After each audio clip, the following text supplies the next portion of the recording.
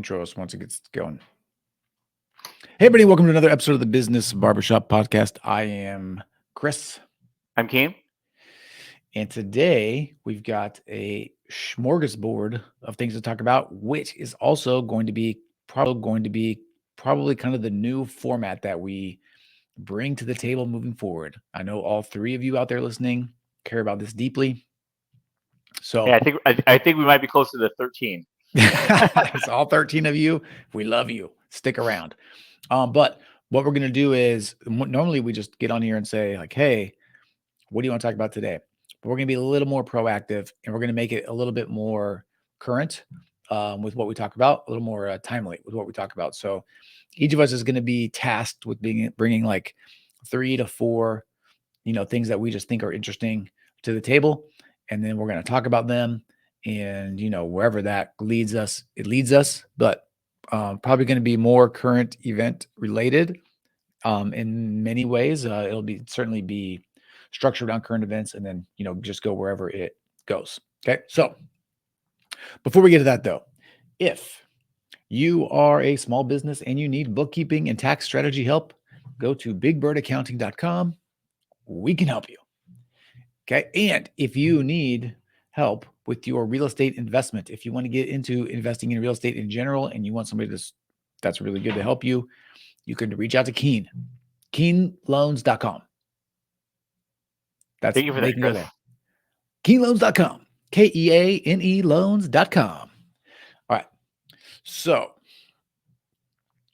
who wants to go first? Why don't you go first? Tell the story about Ahmad that you were telling me before we got on here, Yeah, and this will lead us off. yeah.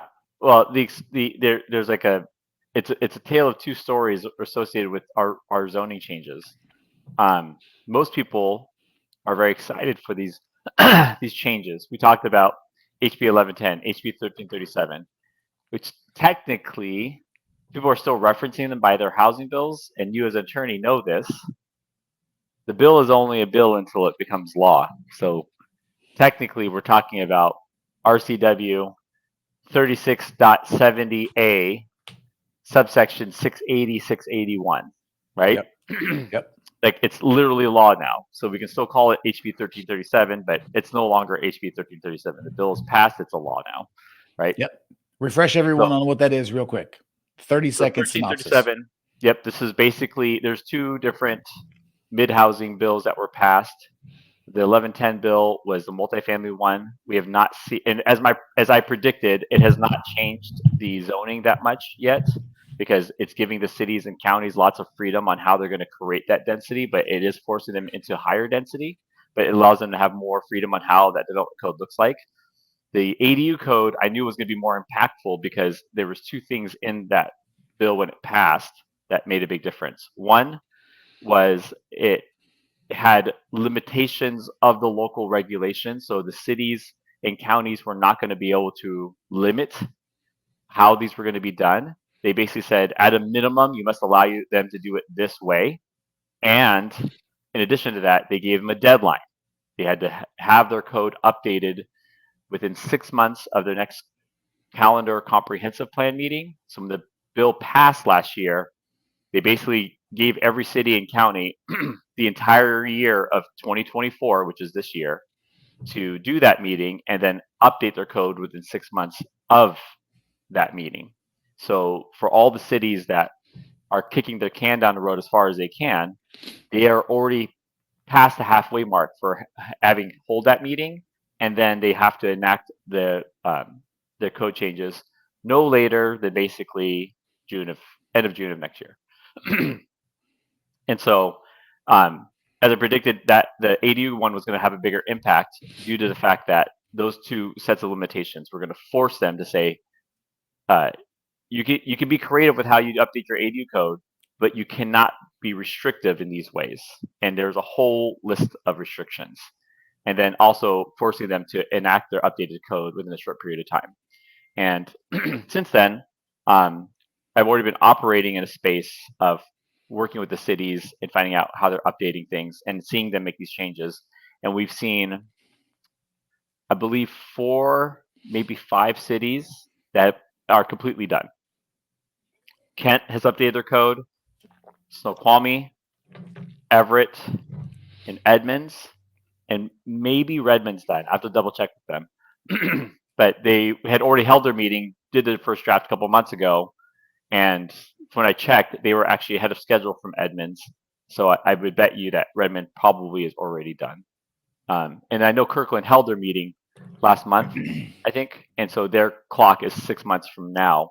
But they already had a pretty good code in place, so they just have to tweak it a little bit to be compliant. But I think that they're knowing Kirkland, they were very pro mid housing. They've had a couple of years of operating on a pretty good ADU code, and now they're being forced to make some changes from the new state law.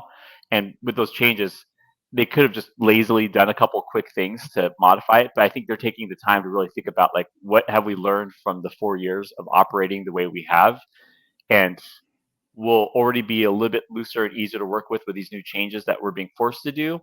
But we don't want to change it more than once. So why don't we slow down and think about what other things we might want to do in addition to what the state's forcing on us.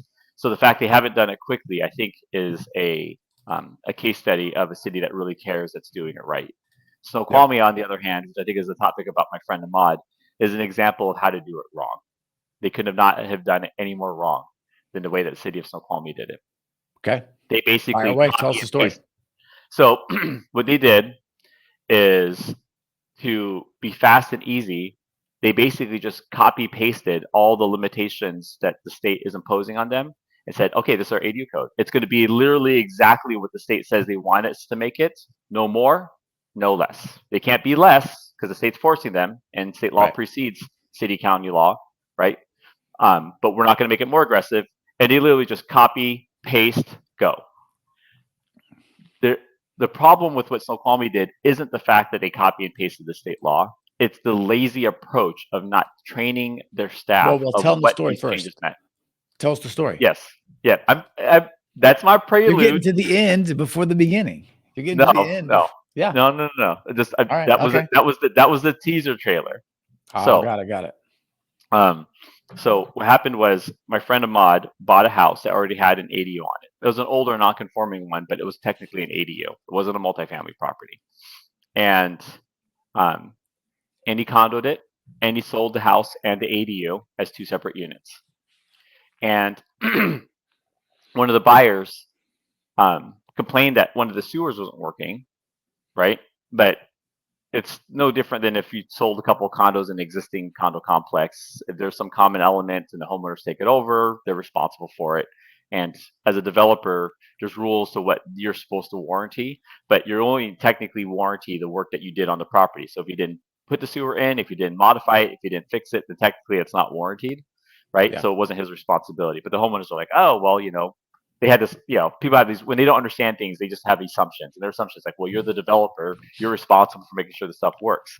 Right. Well, a developer who buys a house and just turns around and resells it in its current condition is not responsible to make sure every working system in a house works. If they built it, that they are for a period of time, but if they didn't, that they don't, right? Yep. So he's like, yeah, but technically, it's not something I touched, so it's not covered, right? The HOA has to cover that. And the owners got mad and called the city. And the city's like, well, what do you mean they're condos? This is a house with an ADU on it, right? It shouldn't be condoed. And they went down this pathway of compliance officers basically red tagging him and fining him for condoing a house with ADU, saying that you can't do that, even though the Growth Management Act and the entire state law says the city cannot impose limitations to condoing ADUs. It's because we have this classic story of the left hand not talking to the right hand. How did the city of Snoqualmie have their planning department update their ADU code? And I'm literally reading it right here. This is RCW 36.70A.681, accessory dwelling units, limitations on local regulation, right? There's a whole bunch of limitations. Mm-hmm. And hold on here, let me get to it.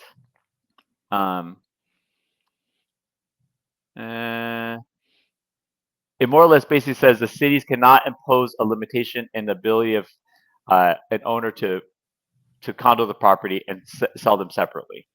I have to find the exact subsection. I'll find it for you. But that's exactly what he did. wouldn't the city be the one that would sort of approve the condo No, process? no. When you condo a property, you record it on the with the county recorder, and the city doesn't approve you recording it Oh, because there's no zoning process or anything? You just no. split them up essentially? Yep, yep. Got it. And Okay. there is a very clear misunderstanding of what a condominium is, because um, the whole reason why the city um, fined him is they basically are treating it like it's a subdivision, right? Got it. Oh, well, we need to approve that. We need to let you approve having two different owners. And by condoing it, you basically changed it to two primary dwelling house units, and it should only be one primary dwelling on a lot. I'm like, you guys are Right. so confused. That's Yeah. not what It's not condoing two is. separate parcels in it, is it? I mean, how does it No, gets split up in some other way, right? there's tax parcels for each condo, but it's still the same land parcel. Right. So there's this total misunderstanding of what a condominium is, because all they could think about is what the traditional residential condo is. Right. And that's a Technically, subdivision though, is when you have separate land parcels, right? You're like that's literally correct. splitting the land up. That's the difference. That's correct. Is it a hack that you can condo a property in a way that includes some of the land and a building where it seems similar to like a lot subdivision? Yeah, that's a hack, but it doesn't mean it's illegal, right? Here it is. Right. RCW 3670A.681, subparagraph K. A city or county may not prohibit the sale or conveyance of a condominium unit independently of a principal unit solely on the grounds that the condominium unit was originally built as an accessory dwelling unit. I mean, that cannot be more black and white to me. Yeah. Say it again. City or county may not prohibit the sale or the other conveyance of a condominium unit independently from the principal unit solely on the grounds that the condominium unit was originally built as an accessory dwelling unit. That's it's right here. It's state laws. And if I understand this, you're the attorney. State laws precede county and city laws, right? Yes. Mhm. Meaning, In almost all circumstances, yes. and if I understand what that would mean is, let's suppose the state imposed a statewide speed limit of 55 miles per hour. That used to be a thing many moons ago, right? Then a city couldn't say you can drive 70 in our city, but they could say, hey, in the county we want you to drive 50 or slower, and the city could say in this street we want you to go 30 or slower. You can be right. Well, you can be more restrictive in some ways, but this is not exactly like that because the state is imposing the restriction on the counties and the cities. So it's not exactly Yeah, the same. You're yeah, correct. You correct. can always be the cities and the counties can typically be more restrictive than the sort of overarching state law, but this isn't the same. This is the state saying you can actually not be more restrictive than what Right, we've laid out. They have right. sort of This is eliminated more the like opportunity. this is more like if you're going to have a highway in your city, you cannot force people to go slower than 55. Right. Right. Yep. Exactly. Yep. Yep. Yeah, that's good. That's good. So what happened? So they find him, they red tagged him, and they're, you're telling me before there must be some kind of process where you can Yeah, appeal this or adjudicate it, get this figured out. Yep. It's not a judge, but they have a hearing examiner who's helps make a decision on which way it goes. And very much, it's like it's like litigation, right? Yeah. You get the Mhm. attorneys, It's hearing examiner, right. witnesses, the whole nine. Yep. Yep. And and I thought at one point the city would back off because, hey, this law just passed. Like, do we have to embarrass you that you don't know the laws, right? Right. But they wouldn't let off. They pushed, and I'm actually going to probably start a GoFundMe account to help him, because even if he wins, which we think he will, but we'll see. This is he is still racked up close to $40,000 worth of legal fees. Yeah. And it's one thing if this law had passed and the city hadn't done their comprehensive plan meeting and hadn't updated their ADU code, right? And there's some nuances to this, right? Technically, he did this and sold these before they had updated their code. So that for that window of time, he would have put himself in a liability. I thought, from what I saw the property, I thought it didn't apply anyways because I thought it was a non-conforming building and there's no restrictions in their code that says you can't condo a non-conforming building either. but we had an attorney look at it and they agreed with my position. But this just goes to show how ass backwards the city is. They started fining him for it and then updated their code because left hand's not talking to right hand, and then continue to push this legal point. And they have their code updated, and whoever updated their code isn't talking to whoever. I mean, it's a small city too. It's like, hey guys, have you not read this? We just updated our code to match this, and this is what he basically. You guys should probably back off. And Yeah. they're like full steam ahead, just pushing, trying, like, it's bullying him into basically saying, like, we want you to buy the properties back. And one of the owners basically is like crying that they want help, but at the same time, they all they want is money. They don't want to sell it back to him. The other one's like, no, I like the house. I'm fine. I don't want to. Right.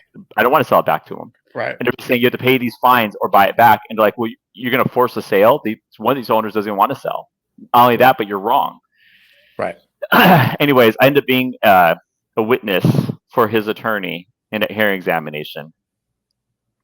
And I don't know what to put it any other way. Basically, just had to tell them how stupid they were for acting that way. And I was shocked to find how little these attorneys are operating without actually knowing.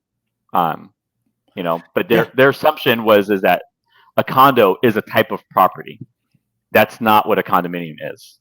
Condominium is a way of owning a property differently, where you say, hey, like let's say you and I owned a piece of land together, right? Instead of saying every inch of this property is 50-50, I could say, like, hey, I want this kind of weird U shape of the property where the apple tree, the workshop, and the stream is on my side, and then you can have this side over here. You could do it to a house. Like, people think, oh, how would you condo a house? Like, let's say that you and your siblings were all beefing in a house, and you're like, you know what? My room is my space, your room is your space, and we'll just evenly own the living room, kitchens, and bathrooms together, right? Legally, you could do that. And it doesn't change the use. It's a single family home with people living in it. They use the kitchen, they use the bathrooms, they use the bedrooms. They're just separating it so that way there's a portion that they exclusively own, and there's another section that they own together. And of course, in the world of like real estate development, condominiums only add value when you do it in such a way that the portion you own has a real marketable value that could be resold, even though there's a shared element. Does it make sense? Yeah. That's the only thing that's different. That's why apartments work. You would definitely want to buy an apartment from somebody, but you probably would not want to buy a bedroom from a family that owns the other bedrooms. Like you could do it. You could do it. The use hasn't changed. Right. But their whole thing was that he changed the use by turning it to a condo, because by definition, now when that person lives in that unit all the time, it's a primary dwelling to that person. So now you're not making an accessory anymore. I'm like, that's not true. It's an accessory in size. It's an accessory in location to the lot. It's an accessory in that it's not as big, and it is limitations to how big it can be relative. But it does not change the fact it's used. Like, to a person who lives in an ADU or lives in a house, their use doesn't change just because it was condoed. Did you sleep there? Do you watch TV? Do you go to the bathroom, take a shower, prep your food, do your laundry there? Yes, yeah, for me, ADUs have all those features, right?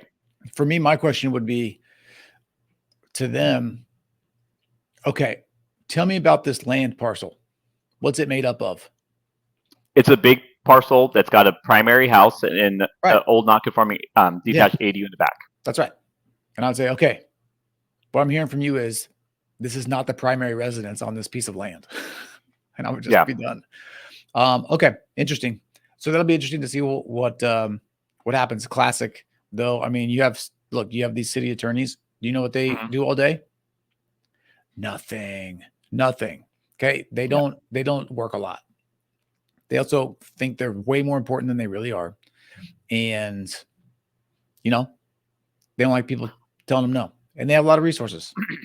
And by definition, most of the time they can bully people. To me, what they're doing to my friend Ahmad is very much the same thing as like the small town sheriff acting like they can bully anyone because they're the only authority inside the city, right?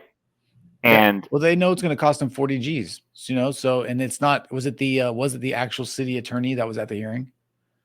yeah, I think the city is so small they don't have a staff attorney. I think they hire it out, and so I think the city's just getting billed. Right, exactly. Then that's exactly why that happens as well, right? Because they just can bill them to death. Of course. Why wouldn't you? Like, the only winners in this are both the attorneys. The city looks like absolute idiots that they're pushing a case that they have no place and leverage. And if anything, it just looks like they're very anti-affordable housing. I wish there was a way we could blow them up. It's so weird to me that I guess there's these laws that you keep you from being able to sue a municipality, right? Yeah. It would have to be gross negligence. It's a high standard.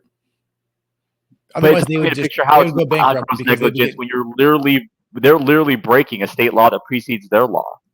Like, what's the recourse in that? There's is there a reasonable interpretation of what they're doing? Maybe, who knows? It's a high bar though. Otherwise, everybody would be suing municipalities all the time, and they would go bankrupt. They would be doing.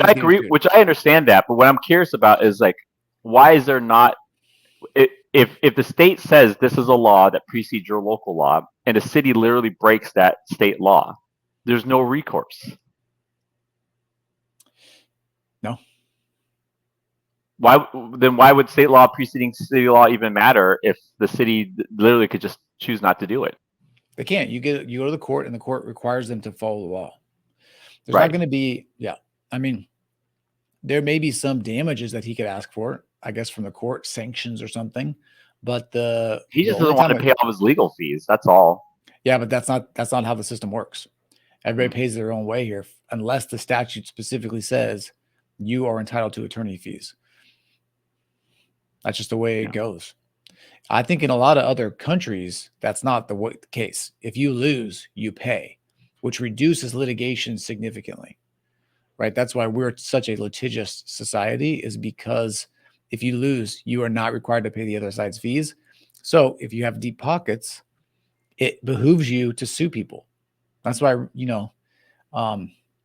rich people sue people all the time, like really, really rich people. They just have a legal team, because they know they can kind of push people around.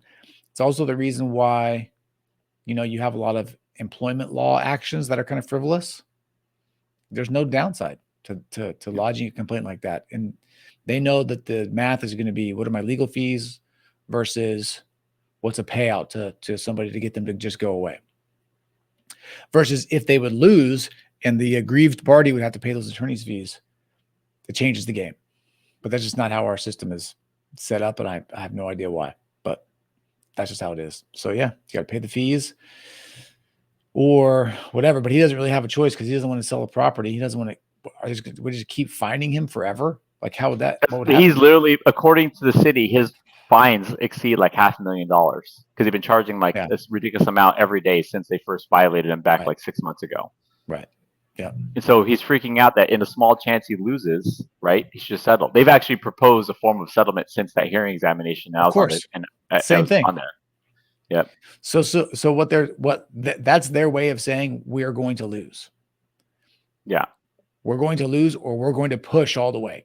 There's no middle ground, Yeah. So they're making him, flinch. We're trying to. Right. Right. Because they realized after I went on the stand and made them all look like a bunch of dumb shits that they had no case of pushing this to where they're at. And then 2 weeks later, they're asking about settling. Yeah. It's like, well, you had your chance, and you guys are freaking idiots. So anyways, I'm going to start a GoFundMe account. I'll pay for his legal fees.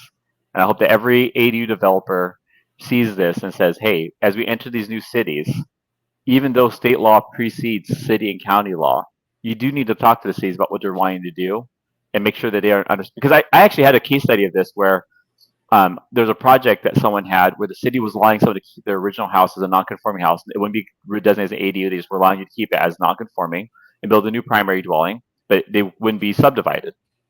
And I told them my plan was I wanted to condo the property. And I knew that based off these laws that it preceded. It was the city of Bellevue. And they're like, oh, well, if you condo it, then we're going to pull the permit because you're changing the use. And I knew it was the same kind of thing. This was a handful of years ago.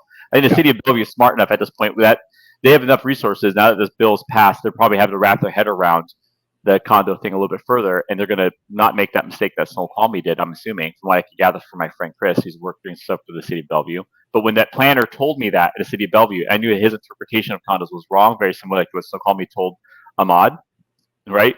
That I just said, I don't want to do the deal because even though I know I'm right, I don't want to get in a fight with the city about it, right? Yeah.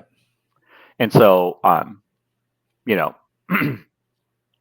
it's a really good case study for the space as condo developers, which again, that's a very small niche that I'm an expert in. But as we've talked about with these housing bills that's passing, it's going to become less and less of that, and it's going to be more and more of a norm. But it's just a forewarning for everyone who's doing these. So technically, the cities that we have that have updated HB 1337 or RCW 36.78.681, right, into their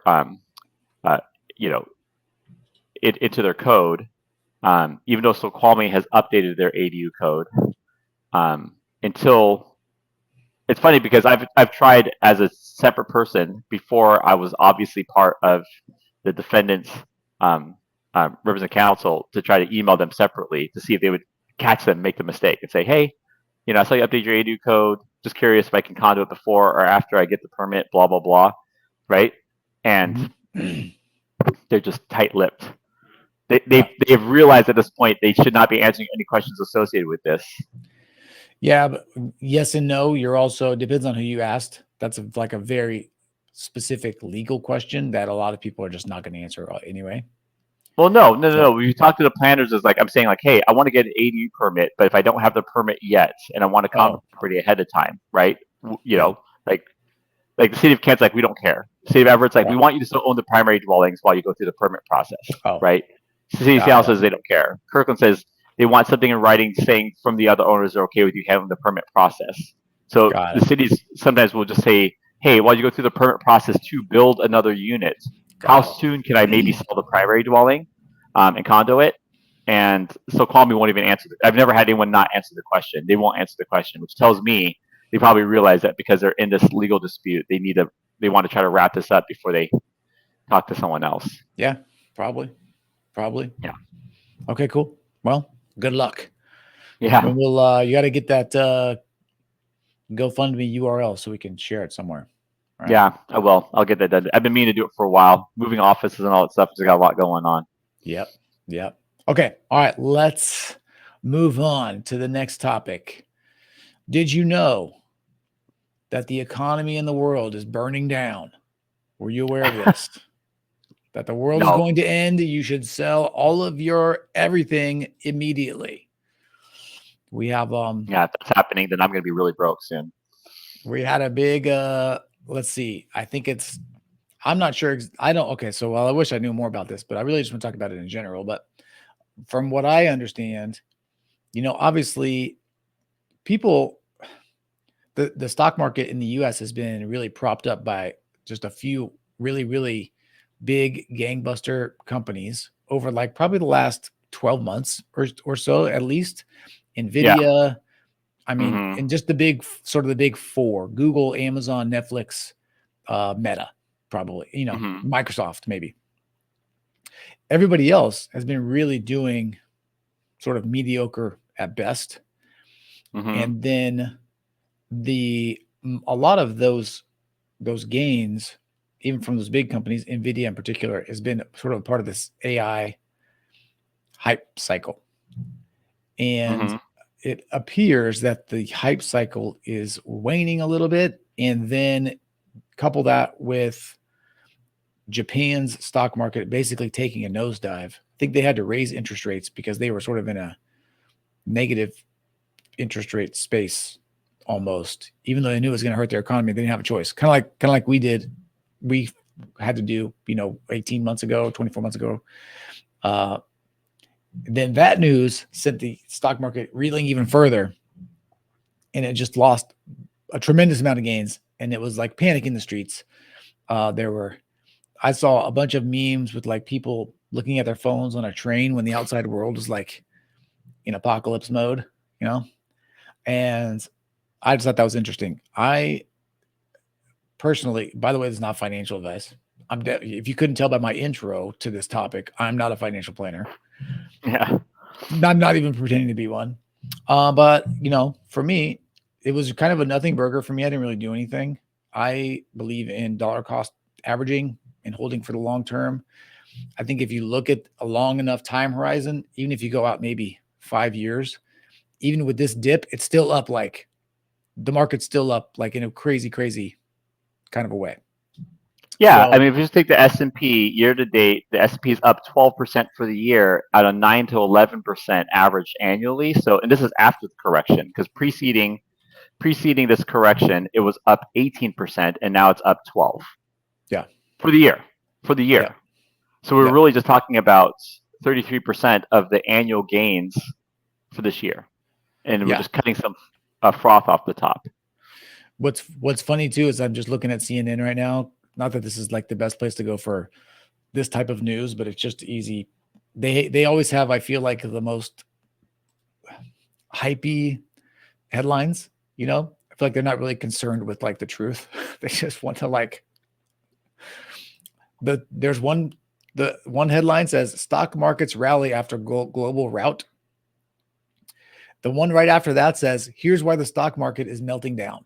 So we have like a lot of conflicting information going on, but I think that the key takeaway from what you just said in general is these are long-term plays, and you really have to be careful about letting any short-term volatility scare you into making bad choices for your long-term strategy.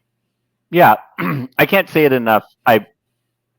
It took me years to finally get this point of view when it comes to investments, and it probably took me listening to a lot of Warren Buffett. I just pounded Yeah. his like words in my head over and over again.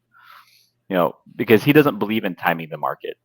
He just believes in buying undervalued, really, really good companies that, from his analysis, are undervalued. And Yep. if the market price says that the value goes down further, and he evaluated what it's worth, then it gets excited to buy more. And the average consumer slash investor doesn't invest that way, but they do understand this concept on goods that they do understand the market value of. So the example I give people when it comes to this is the majority of people own an iPhone, right? Everybody has a smartphone, but Yep. it's easy for people to understand this idea. Let's say a new iPhone was 15 today is maybe worth like $1,500. I don't know what price. We understand that like getting a new phone contract, whatever, is going to cost $1,200 for the newest version. That's kind of the market price, right? So you pretend that you've been thinking about updating your phone for a long time, and then Best Buy said, "Hey, this weekend only, you could buy a new iPhone 15 for $500, right?" Yep. If you understand the value of that phone to be at over $1,000, and they're offering it for sale for $500, do you freak out that your phone's not going to be worth shit in the future? Or do you like, oh my gosh, this is our chance to go buy it, right? Okay, Yep. you're probably taking the latter, so you go buy one. Now imagine a month later, they say the same thing, but for even less. Hey, remember our special last month? We're now allowing you to buy it for $375. And you're thinking, hey, I updated my phone. Brooke didn't update hers. Now's the time to get her one too. Because you Yeah. understand the value of the phone exceeds $375 and $500. And when it went cheaper to $375, you're just excited to buy more. You're at $375, you're like, hey, it went back up to $1,000, and then they discounted it again.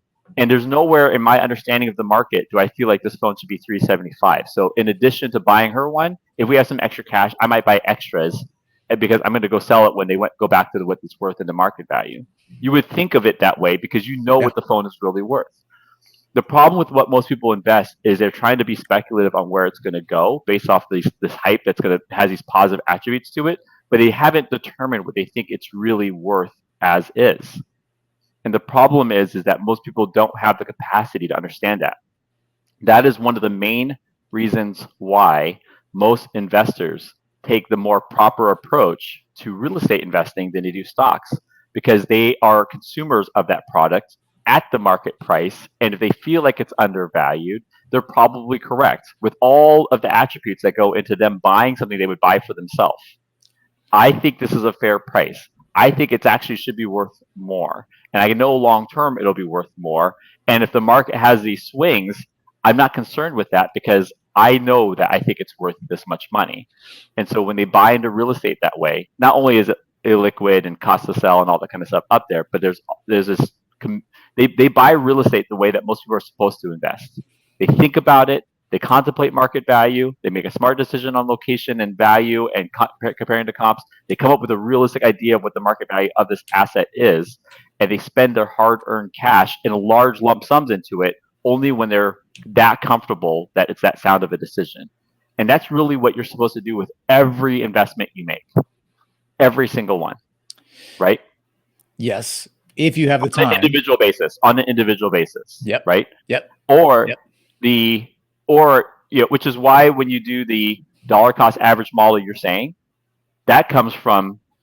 Here's the concept of why dollar cost averaging fits that mold, and you should be thinking about it this way when you do this. You should be thinking, I believe in America. I believe in the capitalist market. I believe that the 500 largest corporations and most profitable corporations in America should always be a good investment. And by natural default, if one of those companies no longer should be on that list, it will naturally get pushed out of the list on its own and replaced with someone that is. And so by investing in S&P, you're always investing into the 500 most successful, profitable, largest corporations in America. And if you believe in our economic system and you believe in capitalist market, then you believe in America, then it's hard to not bet against them, especially since it's already reorganizing how much of your money is going into these businesses is naturally already being graded based off of the fact that they have to be that to stay in that list, right? And so if you understand that's what you're investing in, then you should always be, I'm always willing to invest in the 500 best companies. And if the 500 best companies as a whole get pulled down, you say, well, this is America. We're going to rebound from it. And if it comes down, I want to put more money in. So if you believe in America and you believe in our capitalist market and the 500 best companies in our market and the value of them drop and you want to put more money into it, then that could be a sound decision, right? And that could literally be what most people's strategy is in the stock market, and that would give them success. Like, why would you want to sell that? To sell out of the S&P 500 is to say that even as they reorg the order of the 500 best companies, you basically just don't believe in American businesses, right? Right. It's the lazy man's way of investing. What you give up is huge gains. What you receive, though, is significantly less volatility across your portfolio. Because if you make a wrong bet, you will lose. And you can make a better return investing just at S&P than a traditional dollar cost average by embracing the philosophy of what I'm talking about if you have the means to do it, which is dollar cost averaging is just making, consistent contributions over a period of time, not tracking the value of it at all.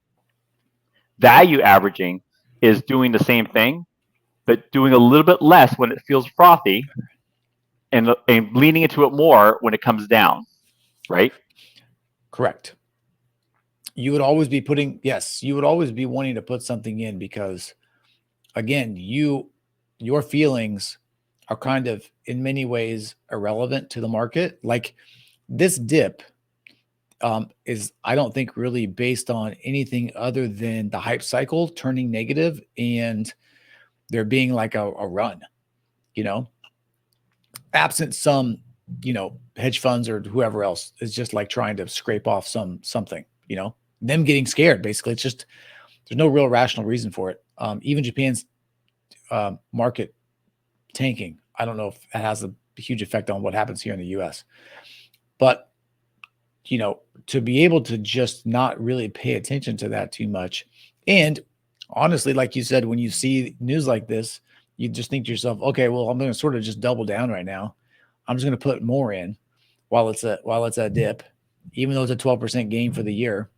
You pretty much will still come out on top. The only time when you probably need to change this philosophy is as you near retirement age, and a short-term dip will affect you because you are only here for a short term.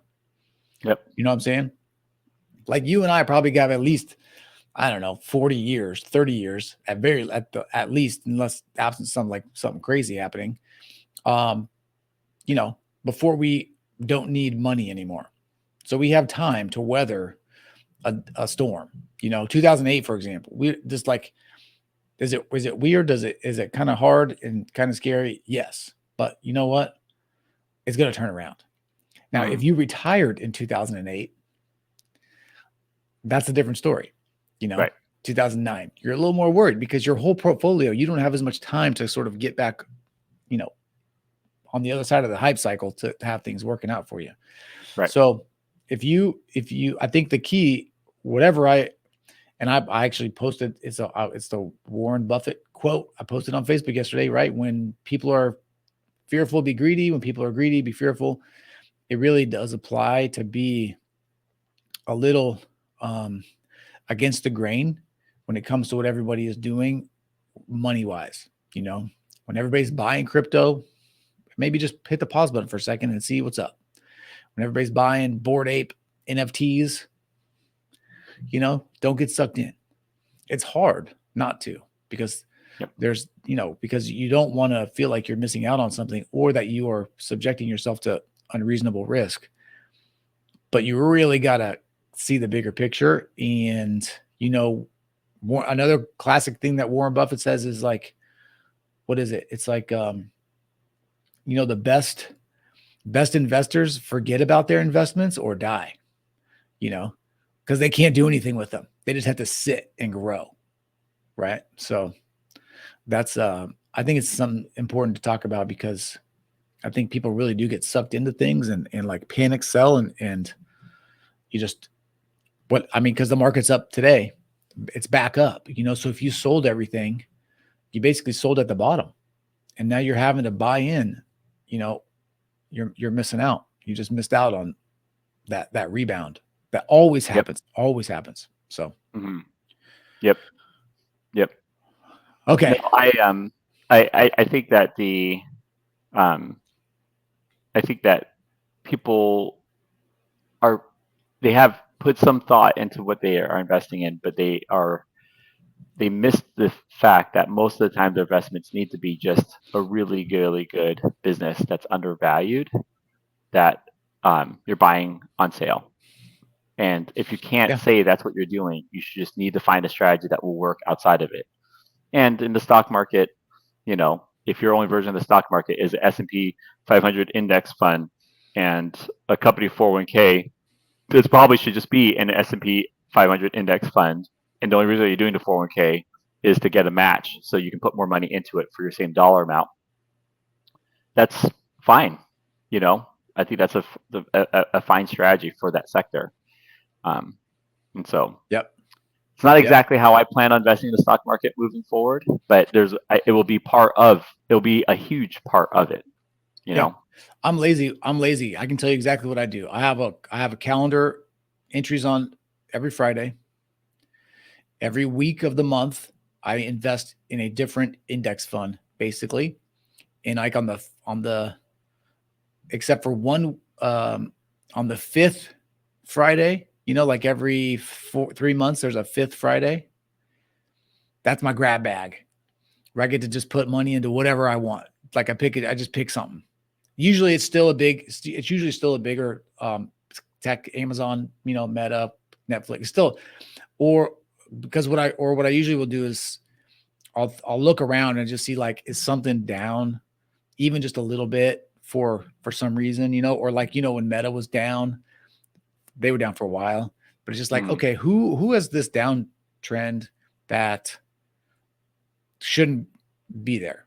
Either it's a cyclical thing or they have like a bad earnings call or something dumb, you know. Uh, then I'll put some money in there, but that's just for fun, So like if it goes away, it doesn't to crush anything, mm-hmm. and it just keeps growing. So The one thing I've been investing in all year long that everything keeps pointing to me having not invested well in it is Boeing. I know I have been waiting for Boeing but they keep messing up, you know? Like I'm not even waiting for positive news. I'm just waiting for the negative news to stop. The reason why I started buying into Boeing was because the negative news is still coming, Yeah. but what I was looking for was major adjustments to the top, and I knew there's going to be a string of other bad things that were going to come out of the previous decisions. And the way I saw it was, is well, here's a window of time where the right things that they need to do to rebound things have already been done, but the long term effects of that is going to take a longer period of time. Yeah. So I'm going to have a longer buy cycle. I'm not waiting for us to hit a bottom and start buying on the way up. I Yeah. see it more like the way I see Boeing is it feels very much to me like I'm investing in real estate in 2010. The bottom is 2 years out.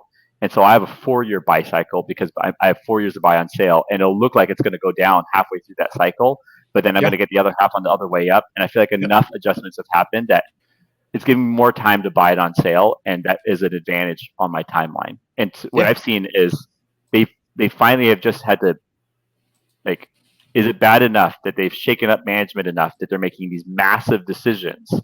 And I didn't start buying as soon as they started making those changes. Um, I waited till I saw some pretty big corrections in the value of the stock, and Yep. also those decisions have been made. As long as they're fighting to hold on to the leadership group and they can make those mistakes, then that'd be one thing. But heads are rolling, and they have Yeah. been for a while. And so, today they came down even more. My average price is at 175 a share. It's trading at 165. So bought some more, and I'll just, Yep. you know, The and thing is today, though, if you look at their stock though, it's not actually like over the 5 year, it's not down significantly. Once you get through this COVID, the thing is, pre-COVID, it was sky high, and it just still hasn't really all the way come back from literally March 9th, 2020. that's kind of my Um, point, right? Like everything else has, yeah, yeah, right? it's kind of battled. By all inclinations, right? The rest of the market has pointed that this stock should have rebounded with many other stocks. So what I see is a what began as like at the beginning of COVID, stock price dropped as low as 140. Yeah. Oh wow, one point it dropped all the way to 124, and then Oh it's yeah. bounced between 124 to the twos. But really, over that 5 year period, is averaging pretty close to where it is right now, getting as high as Yeah. in the twos as low as 120s. But it's kind of the like you said, pre-COVID, it dropped quite a bit. And so what I see is like, okay, uh, there's a point where if things are scraping off the bottom long enough, its cycle is coming near an end, right? Yeah. There's a point where it's like, is Detroit ever going to rebound from their houses being worth less than 10,000 a house? And I know that there's a moment where it feels like it never is, but there's a moment where you can see the light in the tunnel, and you still have length of time in a buy cycle. And that's kind of how I see the stock now. Whether I'm right or wrong is we'll find out. Again, it's Yeah. not financial advice, but what I see with the company is, at the end of the day, I don't see a new competitor coming in to compete with them in Airbus for commercial airliners. So they're still part of a duopoly, and they still have these major military contracts. And it seems most people are heralding their leadership changes that they're doing. And a little research I've done in those, the new CEO and all that stuff, seems like people are really embracing those changes. And so, Yep. So I'm a buyer. I'm a buyer in that space. Yeah. You know what I've been doing that kind of for, but it's on a smaller scale, but kind of is Alaska. I was buying some of them because they had, like they had their labor issues, and like they had the pilots where like had a bunch of flights cut. But I like Alaska. I feel like I've never had a bad experience with them. Obviously their hub is here, but man, you got to just wait. You got to play the long game. If you think that's the thing though, if you think the company is good, it's like with Boeing, it's worth it to wait, because the chances of them bouncing back are, better than average, significant enough that it's worth the investment for them to buy in. But you're right, you're playing. It's a almost long-term like play. how like Buffett talks about. Yeah, Buffett talks about how that you want to invest in a company that has a certain factors, and one of them is it's good to have a good moat, like a defense against people trying to compete against them, right? Yep. And I feel like Boeing, the moat that Boeing has is so strong that the leadership abused that that leverage and not managing it well. But they still have it; they haven't lost it. Yes. Well, you get a bunch of numbskulls in place, and bad things are going to happen. Like I think it's people get lazy, and it's just the demonstrates the significance of having good people in charge. Like it makes a difference, Mm-hmm. and I think it's also natural for people to get lazy over time. Buy into their own hype, buy into their own things. Safety protocols start to fall a little bit. It's just a slippery slope, and it happens. I think in every kind of business, and in every industry.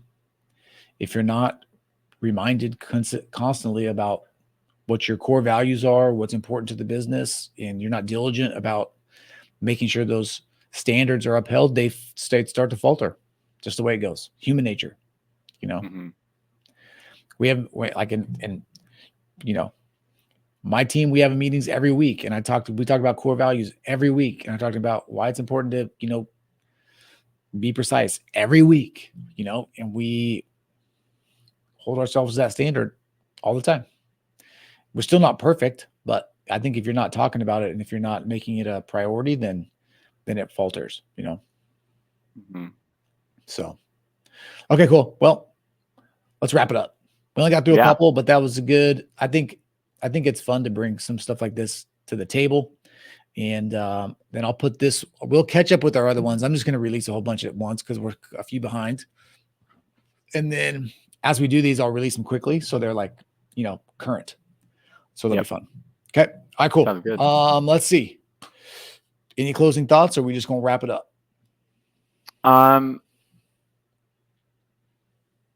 Yeah, I just think, obviously we take a different approach on how we invest. I'm very active. I'm a knowledge guy, right? But I do think that in general, if you don't understand it, find a way to have a foolproof method that will work. If you do want to understand it, I think the problem most people make when they make individual investments is they will study some, but they don't know how to kind of close the circle on all of the knowledge they need. They start to go down that path. They lean into it when they have some of the knowledge. But what I would say is it's better to go all the way and know what you're really investing in the whole way through. Otherwise, just lean on that lazy path. Don't try to buy into, because you can't tell the difference between hype and fact. Yep, 100%. I think also what I'll say, which piggybacks on your point, is there's many different ways to invest. There's many different philosophies and approaches. What's really important is to be honest with the amount of time and attention that you want to give to certain things and act accordingly, right? There's a reason why I'm not day trading, and it's because I don't want to put that money, I don't want to take the time to make smart investments. So I do it the lazy way, right? Mm-hmm. But when it comes to my businesses, I spend a lot of time there. I spend a lot of time on, when we're talking about real estate, I take quite a bit of time before I pull the trigger on something, or at least know the metrics that I'm looking for and take the time to learn how to evaluate those things and make decisions. And even in there, I'm lazy compared to what you do, right? Even in real estate, so there's a bunch of different approaches. I think it's just important to, I guess, two things: not try to be someone else or do what someone else is doing when you don't have the time to do what they're doing, right? That'd be the best thing. And then just also align your interest with what is interesting to you, right? There's a reason I'm not reading financial reports all the time, because I'd just rather be doing something different. Mm-hmm. Rather be recording a podcast with my friend. Yeah. So, okay, cool. All right, that is it for today. As always, I am Chris. I'm Keane. And this is the Business Barbershop Podcast. See ya. See you guys later.